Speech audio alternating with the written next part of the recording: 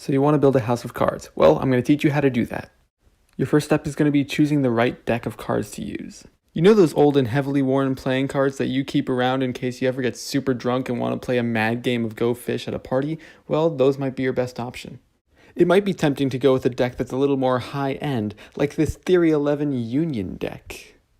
The problem with using a luxurious deck of playing cards like this one, or even a freshly opened pack, is that they are manufactured to feel smooth in your hands. A good way to tell if a deck of cards will work in building a house of cards is to lay it flat on your palm and move it around. If it slides, then it probably won't generate enough friction to hold the house together. If it doesn't slide, like this blue deck, then it's probably your best choice. Also, don't practice on carpet, actually try using a wood table. From here, you probably already know how to build the first level in a house of cards. Set up two mountains side by side and build a bridge between them. Then set up another mountain next to them and build a bridge between that and the two mountains you've already created. Now you have your first layer. Try to make sure that the bridges on top are as flat as possible. You don't want to build on any slopes. This will make it easier to start the second layer. Now when you start building mountains for the second layer, you want to make sure that you're building between the peaks of the mountains below it. Every mountain that you place should fall between these two peaks. This is less of a rule and more of a guideline to help ensure that you don't build your mountains too wide. Even after following all of these directions, you may still need to practice a bit before you're successful. Every time the house of cards falls over, make note of what you did wrong so that you can avoid it the next time you rebuild.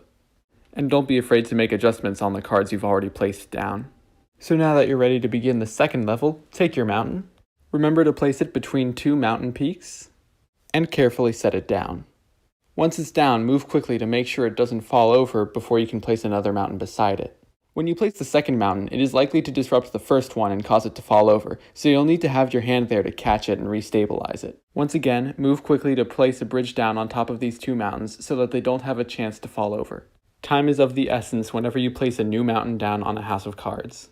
A structure like this one with no freestanding mountains should actually be surprisingly stable. You should be able to rapidly wave your hand in front of the house of cards without it falling over, provided you don't accidentally hit one of the cards. Placing the last mountain on the house of cards should actually be the easiest part. You just gotta make sure you're careful.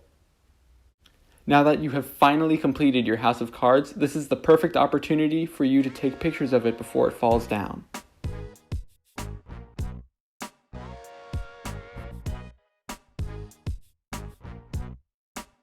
And if the structure somehow survived your photo shoot, now you have the opportunity to knock it down yourself. I find that the most satisfying way to do this is to disturb a card at the bottom. That way the entire structure falls over.